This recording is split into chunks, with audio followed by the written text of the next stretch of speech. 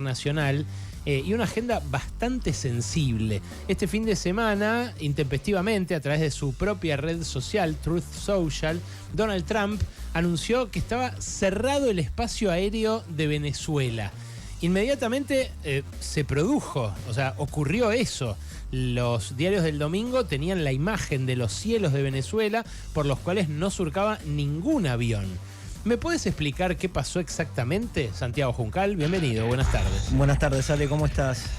Efectivamente, el día sábado por la mañana Trump anunció en la red social Truth que se cerraba por completo el espacio aéreo de Venezuela. De alguna manera abonaba lo que ya había planteado la Asociación Federal de Aviación de Estados Unidos días antes, cuando avisó a las aerolíneas que iba a haber incremento de actividad militar y situaciones potencialmente peligrosas en Venezuela y en derredor de Venezuela. O sea que con eso terminó ratificando esta decisión que, de hecho, ya con la propia decisión de la Administración Federal de Aviación, muchas aerolíneas, por ejemplo Iberia, TAP, Avianca, LATAM, se habían retirado las operaciones justamente civiles del espacio aéreo venezolano y posteriormente, por esa razón, el gobierno de Maduro las había quitado, justamente les había quitado la concesión para operar en suelo venezolano, es decir que se las había puesto en contra también, ¿no? Ahora bien, esa fue la segunda medida importante de la semana pasada. Ya la semana pasada se había iniciado el lunes 24 cuando el gobierno de Estados Unidos había ratificado al Cártel de los Soles como organización terrorista internacional, cosa que el secretario de Guerra de Estados Unidos, Pete Hegseth, planteó que habría nuevas posibilidades al gobierno de Estados Unidos para intervenir en la cuestión Venezuela. Hay una nota muy interesante del medio estadounidense Vox que plantea, que se titula "Cómo Trump cambió el significado del terrorismo", y plantea justamente el hecho de que haya designación, en este caso del Cártel de los Soles, como organización terrorista internacional, puede dar lugar a restricciones de visas, puede dar lugar a sanciones económicas, puede dar lugar a distintas penalidades, pero de ninguna manera autoriza acciones militares en un territorio de terceros, en este caso en suelo venezolano. Hay que tener en cuenta que ya ha habido ataques, más de 20 ataques se contabilizan hasta ahora, donde murieron más de 80 personas en el Mar Caribe, pero también en el Océano Pacífico por parte de las Fuerzas Armadas de Estados Unidos, donde justamente han muerto civiles. Hay una opacidad total sobre este tema. Claro, las supuestas narcolanchas. Las supuestas narcolanchas, exactamente, que han generado un impacto a nivel internacional bastante importante. En primer lugar, el alto comisionado para los derechos humanos de la ONU a fines de octubre planteó que estos habían sido actos que, digamos, constituían ejecuciones extrajudiciales, completamente contrarias al derecho internacional, como venimos diciendo en esta columna, y que además esto, digamos, no implicaba ninguna amenaza inminente a la seguridad nacional de Estados Unidos, digo. Santi, Sí. La verdad no veo que con el mismo tono con el que vos lo haces en tu columna, efectivamente desde hace semanas, si no meses, Desde agosto se esté tratando este tema en los medios de comunicación argentinos. se trata bastante poco, mucho menos de manera crítica en el sentido en que lo tratamos de plantear acá, digamos, vamos a decirlo también esto. Sí hay algunos medios alternativos que lo vienen planteando muy claramente. Pienso en La Izquierda Diario, por ejemplo, que lo viene denunciando, pero digo, no, los grandes medios. Los grandes medios hablan de esto como algo habitual. Exactamente, y hay algo que es muy importante, porque no solamente Volker Turk, que es el alto comisionado de las Naciones Unidas para los Derechos Humanos, planteó esto, como te decía, a fines de octubre, sino que esto se está discutiendo en el Capitolio de Estados Unidos. Ayer, legisladores no solamente demócratas, sino también republicanos, plantearon que los oficiales militares de Estados Unidos pueden haber cometido crímenes de guerra en el marco de estos ataques que se vienen dando en el Mar Caribe, porque el viernes pasado el Washington Post sacó un informe donde justamente planteaba que un comandante militar de Estados Unidos en el Caribe se había apoyado en el accionar, justamente atacando las embarcaciones, en una orden verbal dada por Hegseth, el secretario de Guerra, de que asesinara a todas las personas que estuvieran justamente en embarcaciones sospechosas de contrabandear drogas. Y, digamos, ¿en qué acción en particular se basó para, mejor dicho, se basó en esta orden para una acción en particular que implicó atacar en segundo orden a una embarcación que ya había sido atacada y donde justamente quedaban personas sobrevivientes nada más, en el agua? Es decir, tiraron a matar 2 veces, lo cual justamente, insisto, no solo para legisladores demócratas, sino también para republicanos, implicaría un accionar que es crimen de guerra, directamente. El Comité de Servicios Armados del Capitolio está discutiendo esto, se va a seguir discutiendo a lo largo de esta semana, Y justamente esto también tiene implicancias para lo que es la colaboración en inteligencia de Estados Unidos. Hace 3 semanas CNN sacó una nota diciendo que Reino Unido había dejado de compartir información de inteligencia. Reino Unido, un aliado histórico. Principal aliado en la OTAN. Exactamente. Había dejado de compartir información de inteligencia con Estados Unidos en lo que se refiere al accionar en el Mar Caribe, precisamente porque no querían quedar como cómplices de acciones que remitan a crímenes de guerra o a violaciones abiertas al derecho internacional, como implican estos ataques a embarcaciones civiles. ¿Sabes digamos, qué ¿no? me llama la atención, Santi, de esto? Lo he visto a Gustavo Petro, por ejemplo, con la familia de uno de los pescadores que murió en uno de estos ataques. Me llama la atención que no haya como otros familiares reclamando a estos 80 muertos. Bueno, puede haber grandes presiones, ¿no? Puede haber grandes presiones. Hay que tener en cuenta que hay barcos ahí que, por ejemplo, son de Trinidad y Tobago, por decirte un ejemplo. Hay pescadores de Trinidad y Tobago que viven justamente de la pesca en el Mar Caribe, que seguramente han sido parte de los atacados en estas acciones que se vienen llevando a cabo desde agosto. Y el gobierno de Trinidad y Tobago es un aliado clave, te diría, de Trump en la región. No solamente el de Trinidad y Tobago, sino el de República Dominicana, que la semana pasada posibilitó que Estados Unidos utilice los aeropuertos dominicanos como base para las acciones que está llevando a cabo en el Mar Caribe, que como sabemos incluyen más de 15.000 soldados y al buque de guerra más grande del mundo, el portaaviones Gerald Ford. Digo, esto es algo que implica un asedio total, un despliegue militar naval como no se ve de la Guerra del Golfo en Estados Unidos, o por parte de Estados Unidos, mejor dicho. Sí. Y en este contexto, por otro lado, el gobierno de Trump se ve presionado para actuar en un sentido de derrocar directamente a Maduro. ¿Vos leíste lo que publicó Wall Street Journal ayer, el consejo editorial, la nota editorial? No. Plantea: creemos que destituir al señor Maduro redunda en el interés nacional de Estados Unidos, dada la forma en que ha propagado el caos y los refugiados en la región. Nadie debería pensar que esto sería un golpe de Estado estadounidense. Los venezolanos votaron abruptamente por la oposición en las elecciones presidenciales de 2024, pero el señor Maduro se negó a ceder el poder. Bueno, ahí tienen un punto, porque Sí. es cierto que Maduro no entregó nunca las actas, fue una elección amañada, trucha, todos los veedores lo dijeron. Totalmente, pero eso no habilita un golpe de Estado por parte de una potencia extranjera. Justamente, no, es que ahí uno podría discutir mucho al respecto de esto, Sí. pero lo está diciendo Wall Street Journal, no Sí. un medio cualquiera, que en el párrafo siguiente plantea esto, mira. Pero no está claro cómo respondería el ejército venezolano a la intervención estadounidense. Esperemos que la CIA esté trabajando bien en este caso, para variar, y que las fuerzas locales se unan a los demócratas, refiriéndose a los demócratas de Venezuela, a las Sí, personas que están a favor de la democracia. Pero en cualquier caso, Trump tendría que estar preparado para ayudar al nuevo gobierno a defenderse. Esto es clave. Esto es lo que está detrás, probablemente, de la disuasión que implicó para Estados Unidos meterse en territorio venezolano. ¿Por qué digo esto? Porque, por ejemplo, Phil Ganson, que es un británico que vive en Venezuela hace un montón de tiempo, un analista del International Crisis Group, de los más agudos, de los que más saben sobre Venezuela, planteó algo que es más que obvio, te diría, que una intervención, digamos, como la que puede llevar a cabo Estados Unidos en la región, implicaría una transición de poder, y eso es un proceso gradual, no un episodio, un evento de carácter único. Y justamente las Fuerzas Armadas no se van a alinear de forma inmediata, ni mucho menos, con un eventual gobierno de la extremista derechista María Corina Machado, que dice cosas como que, por ejemplo, Venezuela fue parte de los que intervinieron en los resultados electorales para que Trump pierda en 2020. Una cosa totalmente descabellada por donde se la mire. Quiero decir, esto como para tener en claro qué es lo que la oposición más extrema de Venezuela plantea como para alinearse a Trump en este contexto, como para que ataque y lleve a cabo un cambio de régimen, que es lo que quieren en última instancia, ¿no? El tema es: ¿qué caja de Pandora se abre si efectivamente ya ni siquiera te diría un ataque por tierra, una intervención directa, sino ataques selectivos a posiciones militares o posiciones donde supuestamente, bajo el argumento de Estados Unidos, hay droga en Venezuela, ¿no? Que, como sabemos, Venezuela no produce fentanilo, tiene un porcentaje muy bajo como origen de la droga que va destinada hacia Estados Unidos con relación a otros países de Sudamérica, por lo tanto, digo, no hay nada en eso. Ahora bien, también se planteó lo que fue un eventual diálogo que hubo entre Maduro y Trump días atrás. Ayer esto Trump lo confirmó en el Air Force One. Un periodista le pregunta si era verdad lo que habían sacado en New York Times de que había dialogado con Maduro. Trump dijo sí, hubo un diálogo telefónico, no dio a conocer el contenido, dijo que no podía.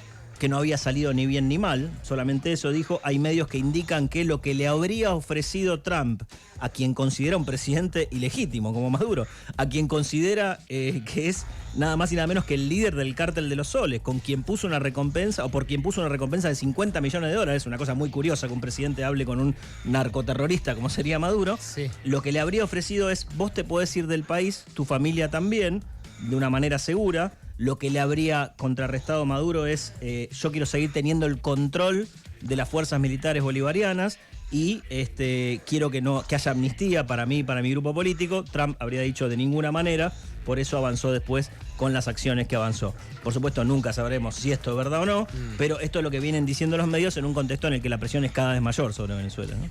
Realmente es muy tremenda. Hoy no están volando aviones sobre Venezuela tampoco. Bueno, hace minutos nada más, Gustavo Petro, basándose en un planteo que había hecho la ministra de Transporte de Colombia, dijo que restablecía las relaciones de las aerolíneas colombianas con Venezuela luego del episodio que te mencioné antes, que había incluido a aerolíneas colombianas. Es decir, volvería a volar Colombia, las aerolíneas colombianas, a territorio venezolano. Serían de las pocas, porque como te digo, habría que ver cómo desanda el camino Venezuela de haber sancionado aerolíneas que, sobre la base de lo que había dicho la Asociación de Aviación de Estados Unidos, dejaron de volar inmediatamente. Bueno, y no culpa a las aerolíneas, imagínate mandar no, por supuesto un avión que no. con 500 civiles arriba a un país al que Estados Unidos te dice: no vueles porque los puedo bombardear. Por supuesto. No era una intención. De hecho, hasta se criticó, digamos, cómo Maduro tan rápidamente les había quitado la orden, ¿no? Como diciendo, claro, ¿por qué no esperás para negociar o ver qué haces en todo caso, ¿no? Pero bueno, efectivamente eso es lo que ocurrió. El USS Gerald Ford, el portaaviones, sigue ahí enfrente de las costas de Venezuela. Sigue ahí. De hecho, Hegseth, el secretario de Guerra, fue a visitarlo hace unos días atrás. Y sí, lo más probable es que algún tipo de ataque haya. Yo creí que esto iba a tener lugar hace unos días atrás, eso no pasó. Pero bueno, la situación es límite, te diría, y ya hay medios, nada más y nada menos, como el Wall Street Journal, empujando a una situación de que todo ese despliegue se traduzca en una acción política, porque ten en cuenta que todo ese despliegue militar sin un resultado concreto de parte del gobierno de Trump implicaría un fracaso. Implicaría un fracaso cuando ya su propia base electoral o parte de su base electoral lo critica por lo que ha sido su discurso histórico. Él dijo: Make America Great Again. No nos metemos en cuestiones a nivel internacional, claro, no empezamos guerras, no las continuamos hasta a como dé lugar. Bueno, esto sería iniciar una acción bélica en un territorio y abrir una caja de Pandora que justamente no sabemos cómo terminaría. Un diplomático me dijo la semana pasada que la movilización de ese portaaviones cuesta $200 millones al día. Exacto. O sea que para un presidente que también apagó el gobierno por falta de presupuesto, es difícil justificar tanto tiempo de despliegue militar tan costoso sin una conquista, ¿no? Exactamente. Hoy una legisladora, Marjorie Greene, es una de las republicanas que más viene criticando a Trump por este tema, tuiteó algo así como: arreglemos la salud pública, nada de cambio de régimen, ¿no? Vinculado justamente al posible accionar en Venezuela. Bueno, el gobierno está dividido sobre este tema, ¿no? Marco Rubio es una cosa, hay otros líderes que tienden a pensar en que se hagan ataques selectivos y nada más. Marco Rubio es un halcón histórico del gobierno de los republicanos en contra de Rusia, en contra de Venezuela, o sea, en contra de Putin, en contra de Maduro y de Chávez en su momento. Bueno, vamos a ver qué prevalece dentro de la línea de política exterior de Estados Unidos, pero la situación es de extrema tensión, ¿no? Bueno, anoche Bernie Sanders, que está teniendo como un reverdecer político a partir de la elección de Zoran Mamdani en Nueva York, también puso el dedo en la llaga con esto de la deuda médica de los estadounidenses. Dice que más de 500.000 de personas en Estados Unidos quebraron, viste que ahí hay quiebra personal. Sí. Quebraron por sus deudas médicas. Exacto. Y él lo que está poniendo de manifiesto es que en otros países desarrollados esto no pasa. Exacto. Sí pasa en el Estados Unidos de Trump, que se permite estos lujitos. Exactamente. Y además, a caballo de esta situación, viene perdiendo imagen positiva, digamos, Trump en Estados Unidos, ¿no? Viene cayendo su imagen. Él mismo lo admitió, esto viene pasando desde hace semanas. Él lo dijo en los últimos días, justamente que venía pasando esto. Creo que algún reajuste en el gobierno va a tener que hacer de cara a su segundo año de mandato, que va a empezar a partir del 20 de enero. Y tengamos en cuenta que, bueno, todavía falta mucho, pero hay elecciones en noviembre del año que viene que podrían llegar a cambiar el equilibrio de poder en el Congreso. Pero para eso falta bastante, claro, ¿no? Es increíble la cantidad de cosas que pasaron este año. A principios de enero de este año, Trump todavía no era presidente. Totalmente. Dale. Asumió el 20 de enero de Asumió este el año. enero y parece que hubieran pasado, no sé, siglos en menos de 12 meses. Sí, Totalmente. es realmente impresionante, sí. Bueno, no solo está con Venezuela de punto, sino que también se metió con Honduras ahora, ¿no? Se metió con Honduras exactamente para apoyar al candidato del Partido Nacional, Tito Afura, un candidato que justamente es de la extrema derecha, opositor al actual gobierno de Xiomara Castro. Las elecciones en Honduras se dieron en un contexto completamente enrarecido, no solamente porque Trump apoyó abiertamente horas antes de la elección a este candidato de extrema derecha, sino porque también planteó que iba a indultar a Juan Orlando Hernández. ¿Quién es Juan Orlando Hernández? Fue presidente también por el Partido Nacional de extrema derecha de Honduras entre 2014 y 2022. Fue extraditado a Estados Unidos en abril de 2022, 3 meses después de dejar el poder, y condenado a 45 años de prisión efectiva en Estados Unidos y 5 años de libertad condicional adicionales por delitos de narcotráfico en junio del año pasado. Es decir, Trump avala un indulto a un narco total y absoluto que justamente se fue del poder porque la gente votó en contra del Partido Nacional en 2021 para que se vaya. Sí. Y donde buena parte de la población de Honduras dice no queremos saber más nada con el orlandismo, como se llama, con el Juan Orlandismo, como se llama el movimiento político de él, más allá de que ahora su candidato estaría en un empate técnico en 39% de los votos, justamente en el conteo que se ha hecho hasta ahora con Nasrallah, que es un candidato no de extrema derecha, pero sí de centro derecha, que fue aliado del actual gobierno de centro izquierda de Xiomara Castro. Bueno, pero digo, la situación es totalmente contradictoria y de hecho esto lo han marcado los medios estadounidenses, los medios críticos estadounidenses y no tan críticos, diciendo cómo puede ser que quiera dejar libre a un tipo que está reconocidamente y abiertamente apoyado por el narco, que recibió sobornos millonarios de parte de bandas criminales en Honduras para que justamente tengan protección de parte de las fuerzas de seguridad, y a la vez ataca a un supuesto cártel de los soles que nadie sabe si existe o no, que es la forma en que se denomina a redes informales de vínculos, digamos, entre las Fuerzas Armadas Bolivarianas y el narcotráfico en Venezuela, pero que de ninguna manera constituyen algo tan contundentemente claro como lo que sí implicó el gobierno de Hernández en Honduras, ¿no? Claro, a este tipo lo condenaron en Estados Unidos. Lo condenaron en Estados Unidos, y parte de la investigación que llevó a su condena tuvo, digamos, entre las personas, entre los fiscales y entre los jueces que tuvieron, algunos fueron nominados por Trump. Es decir, hay una contradicción total y absoluta en el accionar de Trump de manera simultánea, en el mismo momento del tiempo, ¿no? Claro, volví a aclararme bien cómo es el candidato que él apoya y qué relación tiene con el narco indultado. Bueno, están en el mismo partido, que es el Partido Nacional, el partido de derecha extrema, siempre más vinculado a la Embajada de Estados Unidos, más vinculado a las fuerzas de seguridad, a los militares, que en Honduras tienen un rol muy importante por la lucha histórica contra la guerrilla. Hay que tener en cuenta que en Estados Unidos, en Honduras hay una base militar de Estados Unidos a nada más y nada menos que 100 kilómetros de Tegucigalpa, que fue instalada en los 70 para luchar contra las guerrillas en El Salvador, en Nicaragua. Bueno, ese candidato podría ganar, ya te digo, más del 50% de las actas escrutadas, en un 40% en empate con Salvador Nasrallah. ¿Pero cuándo fueron las elecciones? Ayer. Ah. Sí. ¿Y cuándo se va a conocer el resultado final? Bueno, está totalmente enrarecida la situación porque justamente el oficialismo dice que hay fraude, que vos fíjate qué cosa tan contradictoria esta, ¿no? ¿Por qué? Porque hay un sistema de transmisión de resultados preliminares que estarían avalando este empate, donde quedaría tercera, muy lejos de la posibilidad de pelear por el poder, Rishi Moncada, que es la candidata oficialista.